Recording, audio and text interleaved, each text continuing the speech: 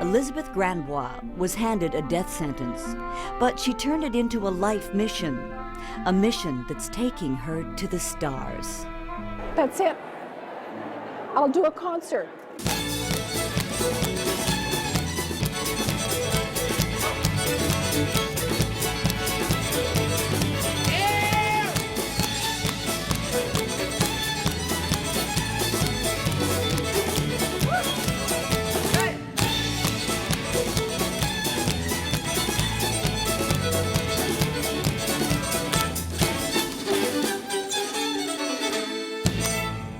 I wrote hundreds of letters, but I wrote the letters with the confidence that for every 10 no's, I would get one yes.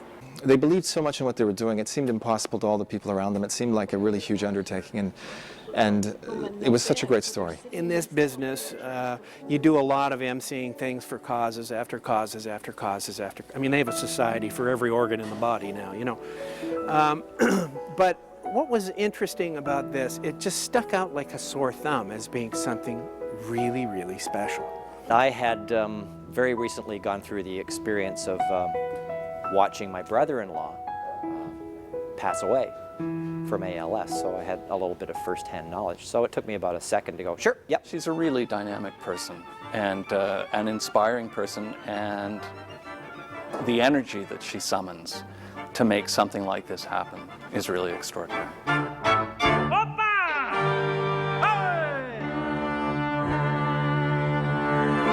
Meeting Elizabeth and seeing her spirit and knowing how much she really cares about this project really put us over the top.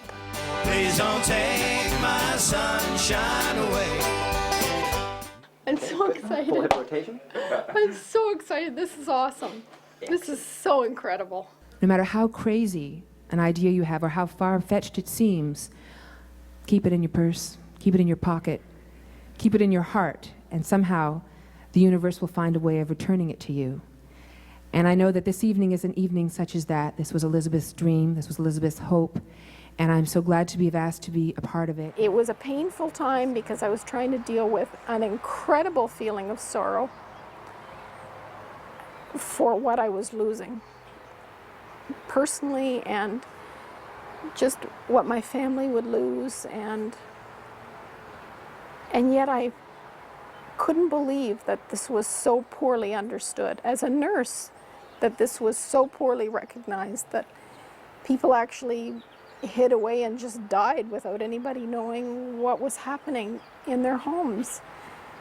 And, you know, people have this idea of Lou Gehrig running around the field waving goodbye, and it's such a romantic notion for such an unromantic disease. They didn't see him being suctioned, they didn't see him being turned or tube fed. I made it a commitment that in the time that I've been given, I will do everything I can to make the public more aware of this illness so that we can get more funding, more community support for equipment, and just for people to know what families are struggling with. A commitment that would see this unsuspecting mother of three command the attention of CEOs, celebrities, and cabinet ministers alike. This lady here has been absolutely fantastic. It came to her while watching the video Tears Are Not Enough, a fundraiser for famine relief. A light bulb went on. It was a moving and decisive moment. I knew then and there that I would put on a benefit concert. And it started in my living room with 3 women drinking wine, and I said what I wanted to do, and they said, we'll help you do it. Elizabeth invited a small group of friends to form a committee.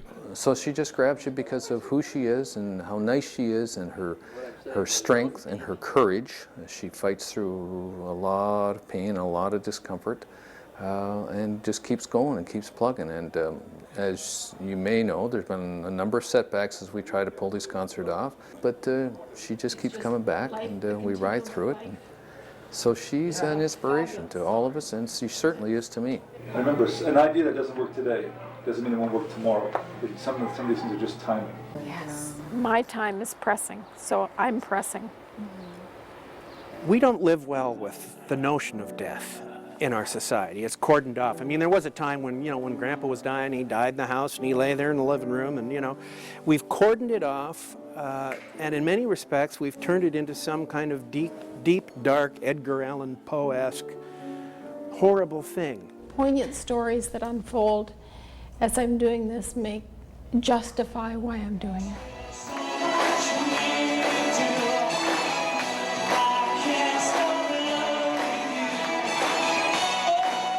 I believed in her, I believed in her cause, and it was something that just viscerally I felt I really wanted to be a part of.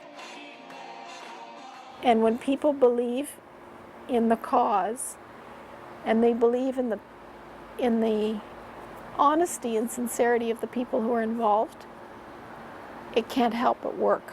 It's so good to see you. How are you doing? I'm determined to make this work while I can still walk and talk. So for other patients, and I think we're making headway. Feels sometimes a little slower than I'd like it to be, but I want to see it work for them. On a September afternoon in 1961. One of the things certainly that this has done is, I think, just to open everybody's eyes up to how much one dedicated person can accomplish. In the U.S., the evangelists, as you see on TV, they're always selling life after death. We have an appointed Senate.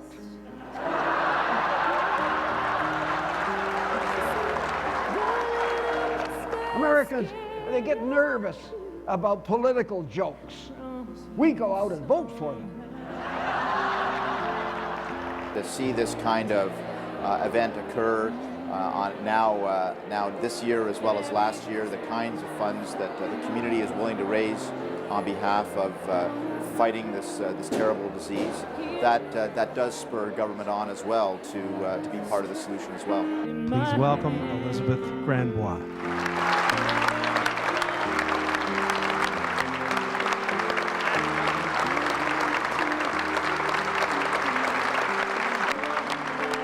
It has been 4 years now since I was first diagnosed with ALS, so I have reason to celebrate tonight.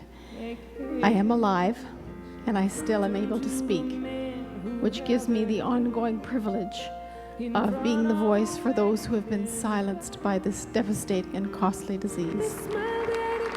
I'm not exaggerating. I have to say these have been the best years of my life. I would give the disease back in a minute, but I wouldn't give back everything that I've learned.